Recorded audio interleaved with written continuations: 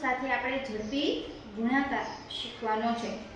ધારો કે કોઈ એક સંખ્યા લઈએ, અહીંયા સંખ્યા લખું છું કે 385 ગુણ્યા 404। તો જ્યારે આપણે આ રીતે કરીએ ત્યારે 3 સ્ટેપમાં પહેલા ગુણાકાર કરવો પડે, કે 3 સ્ટેપનો સરવાળો કરી અને પછી જવાબ આવે ચોથા સ્ટેપ। તો આમાં સીધું જ આપણે કરી નાખવાનું છે। કઈ રીતે? તો ધારો કે અહીંયા આપણે જોઈએ તો 4 પંચા 20, 20 ની સુઈ મેકી વધી તો છે ઈ આગળ ઉપર મૂકવાની જ રહેશે, બરાબર।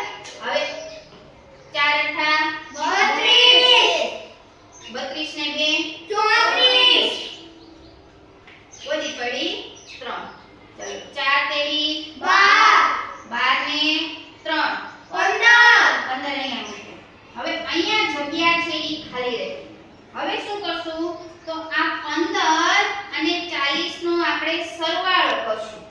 ચાલો એકમ એકમનો સરવાળો કરીએ એટલે 5 0 5, દશક દશક નો સરવાળો કરીએ તો 1 ને 4 5। તો આ થઈ ગયો એનો જવાબ 1,55,540 થઈ ગયો ને ઈઝી રીતે। બીજી કોઈ આપણે સંખ્યા લઈએ, કોઈ પણ મોટી સંખ્યા હોય ઉપર, આપણે 3 અંકની છે એટલે 3 અંકની લઈએ, બરાબર। 983 ગુણ્યા આપણે કરીએ કે ભાઈ 202। હવે આમાં એ રીતે કરશું। ચાલો 3 2 6 બરાબર, 2 અઠા 16 નો છગડો વધી પડી 1। ચાલો 2 નવા 18 ને 19। હવે શું કરશું? આ બે રકમનો આપણે સરવાળો કરશું। તો 9 ને 6 15, 15 નો પાંચડો વધી પડી 1। રેડી? ચાલો 1 ને 1 2, 2 ને 6 8, 8 આ થઈ ગયો એનો જવાબ। ચેક કરી લેજો। બીજી કોઈ એક સંખ્યા લઈએ, 876 ગુણ્યા 606 કરીએ। ચાલો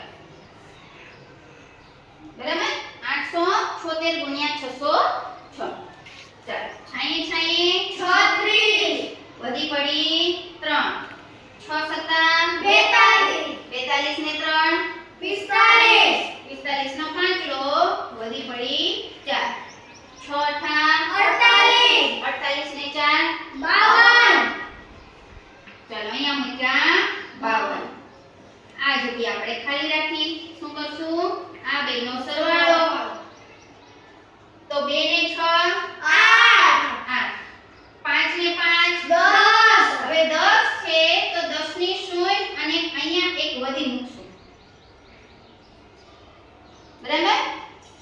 તો હવે આ વધી મૂકશું આ બેમાં, શેમાં? આ બેમાં એક ઉમેરો એટલે આ થયા 53, 08 56। આ આવ્યો એનો જવાબ। કે જ્યારે એકમની વધી આપણે દશક ઉપર મૂકીએ, દશકનો જે જવાબ આવે એ આપણે વચ્ચે મૂકીએ, એની જે કાંઈ વધી આવે ઈ આ બે અંકમાં હેળવી દેવાની, એડ કરવાની, બરાબર। એટલે 52 છે એને વત્તા 1 એટલે કેટલા થયા? 53, બરાબર। તો 5,30,856 આનો જવાબ આવ્યો। હવે આ તમે જુઓ છો કે અહીંયા 3 દાખલા ગણ્યા, ત્રણેયમાં એક પેટર્ન બને છે। અહીંયા છે 404, 202, 606। તો તમે જુઓ છો કે એકમ અને 100 નો અંક સરખો છે, જ્યારે દશકમાં શૂન્ય છે। તો આ ઝડપી રીત છે, એ ક્યાં કામ લાગશે? તો નીચે જ્યારે